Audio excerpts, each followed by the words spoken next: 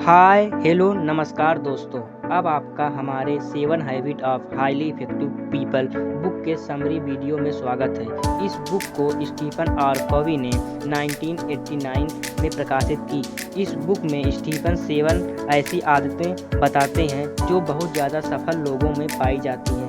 वे कहते हैं हमारी प्रेजेंट की आदतें ही हमारा भविष्य निर्धारित करती हैं। स्टीफन कवी ने डॉक्टरेट पीएचडी में 200 ईयर की सक्सेसफुल लिटरेचर को रिव्यू किया था और बहुत वर्षों तक बहुत सक्सेसफुल लोगों से मिलने के बाद उन्होंने ये 7 आदतें इस बुक में बताई जो उन सभी में कॉमन थी।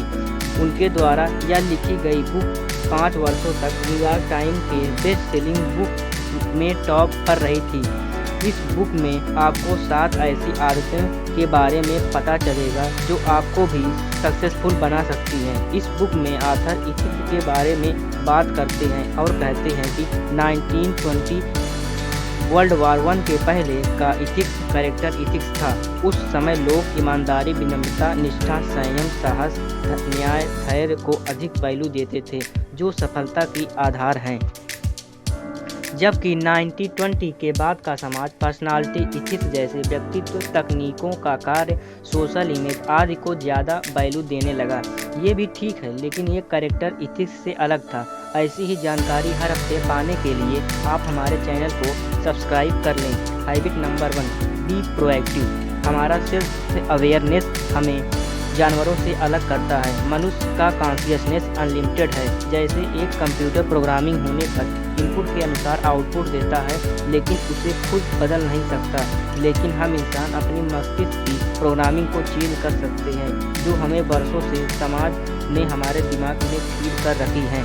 हम अपने विचारों व आदतों को बदलकर अपनी कंडीशन को चेंज कर सकते हैं। ऑथर लोगों को 2 प्रकार का बताते हैं। पहला, रिएक्टिव लोग, वे लोग जो बाहरी कारणों से बहुत प्रभावित होते हैं, जैसे मौसम, ट्रैफिक, जो कि उनके कंट्रोल में भी नहीं है। प्रोएक्टिव पीपल, वे लोग जो बाहरी कारणों से कम प्रभावित होते हैं। ऐसे लोग मौसम अच्छा हो या खराब, ट्रैफिक हो या ना हो, वे अपने मूड को स्थिर रखते हैं। रिएक्टिव लोग कहते हैं उनके कारण मैं कुछ नहीं कर पा रहा, सरकार ही अच्छी नहीं है, मैं क्या कर सकता हूँ, वह मुझे परेशान कर रहा है। जबकि प्रोएक्टिव लोग देखते हैं कि वे क्या कर सकते हैं और उसे करने में लग जाते हैं। वे अपनी इमोशन को खुद कंट्रोल करते हैं। वे अपनी परिस्थितियों के लिए दूसरों को ब्लेम नहीं करते, बल्कि उसे सुधारने के लिए खुद एक्शन लेते हैं। ऑथर 2 सर्किल के बारे में बताते हैं। सर्किल ऑफ कंसर्न, जिन चीज़ों को हम कंट्रोल नहीं कर सकते वे इसमें आती हैं, जैसे मौसम, इकोनॉमी और दूसरे लोग क्या सोचते हैं। सर्किल ऑफ इन्फ्लुएंस, जिन चीज़ों को हम कंट्रोल कर सकते हैं वे इसमें आती हैं, जैसे अपने स्वास्थ्य पर काम करना, अपना व्यवहार, अपने स्किल व अपने काम पर ध्यान देना। समस्या 3 प्रकार की होती है जिसे हम कंट्रोल कर सकते हैं। ऐसी समस्या को हम अपने हैबिट को बदल कर सॉल्व कर सकते हैं, जिसे दूसरे कंट्रोल करते हैं। ऐसी समस्या को हम ऑथर द्वारा बताए गए हैबिट नंबर 4, 5, 6 को अपना कर सॉल्व कर सकते हैं, जिसे कोई सॉल्व नहीं कर सकता। ऐसी प्रॉब्लम को हमें एक्सेप्ट कर लेना चाहिए। Habit number 2, begin with the and in mind. मान लीजिए कि आप एक अंतिम संस्कार में गए हैं। जिस व्यक्ति का अंतिम संस्कार है, उस व्यक्ति का चेहरा देखकर आपको पता चला कि वह आप ही हैं, और आप वहाँ देख रहे हैं कि वहाँ आपके सारे सगे संबंधी, दोस्त, पत्नी, बच्चे, पड़ोसी सभी हैं और वे आपके बारे में बातें कर रहे हैं। अब आप क्या चाहते हैं कि आपके मरने के बाद वे आपके बारे में किस प्रकार की बातें करें?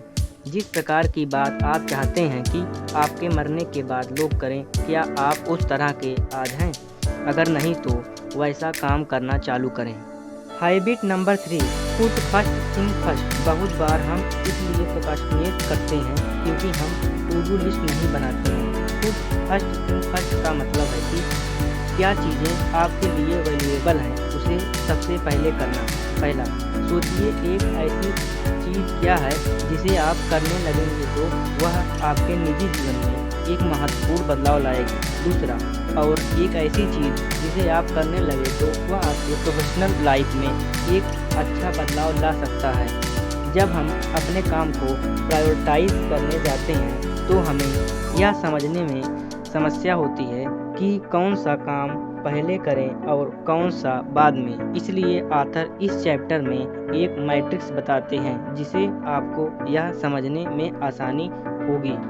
हमें क्वाड्रेंट 1 के काम को पहले करना चाहिए क्योंकि इसमें वे काम आते हैं जो सबसे इम्पोर्टेंट और अर्जेंट होते हैं। कुछ ऐसे भी काम होते हैं जो काम अर्जेंट तो नहीं लेकिन महत्वपूर्ण होते हैं। इसे heart of effective personal management कहते हैं। प्लान बनाना, रिलेशनशिप, लॉन्ग रेंज प्लानिंग, आने वाली समस्या से बचाव की योजना, इसे भी करना जरूरी है। समय समय पर कुछ काम जैसे कुछ कॉल, ईमेल, ये सभी अर्जेंट में हमें करना पड़ता है। यह इतने महत्वपूर्ण नहीं होते। ये क्वाड्रेंट 3 में आते हैं।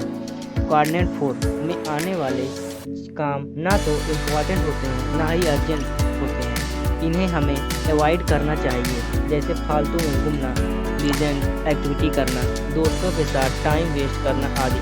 हमें क्वाड्रेंट 1 और 2 पर ज़्यादा ध्यान देना चाहिए, जबकि 3 को हमें कुछ करना चाहिए, जबकि क्वाड्रेंट 4 को हमें इग्नोर करना चाहिए। कहते हैं हमारे 80% रिजल्ट हमें अपने 20% कामों से मिलते हैं, इसलिए हमें अपने वर्क पर ध्यान देना चाहिए। Habit number 4, think win win. We are human not robot, इसलिए हम ज़्यादा इमोशनल प्राणी हैं। जीवन में अत्यधिक सफलता के लिए हमें एक टीम के रूप में काम करना होता है, क्योंकि व्यक्ति अगर अकेले काम करे तो वह बहुत बड़ी सफलता को प्राप्त नहीं कर सकता, क्योंकि प्रायः बहुत बड़ी सफलता एक ग्रुप ऑफ पीपल प्राप्त करते हैं।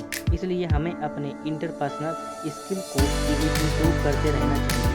प्रायः हमें लगता है कि हमें जीतने के लिए सामने वाले को हराना बहुत ज़रूरी है, लेकिन यह सही नहीं है।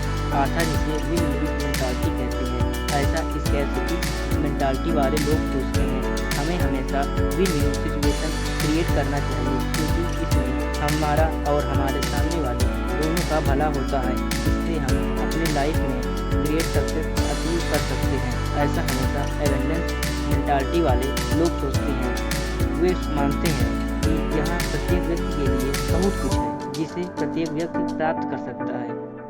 तो दोस्तों, इस वीडियो को हम 2 पार्ट में बना रहे हैं। इस वीडियो का दूसरा पार्ट भी हम अपने इसी चैनल पर अपलोड करेंगे।